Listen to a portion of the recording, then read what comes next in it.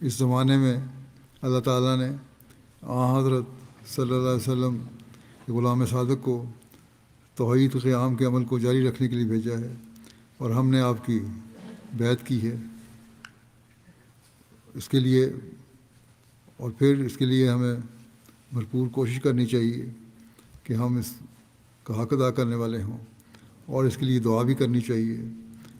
یہ رمضان کے ان بقایا دنوں میں خاص طور پر ہمیں دعا کرنی چاہیے کہ توحید قیام اور اس کی غیرت کے لیے ہم سب سے آگے ہوں۔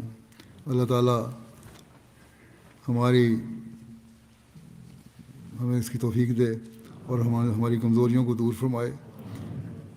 امت مسلمہ کے لیے بھی گزشتہ دنوں میں نے کہا تھا دعا کریں، یہ بھی حقیقی توحید کے سمجھنے والے ہوں اور اس پر عمل کرنے والے ہوں، تبھی ان کی بقا ہے، تبھی یہ دشمنوں کی دجالی چالوں سے بچ سکتے ہیں۔ اللہ تعالیٰ ان کو بھی توفیق دے۔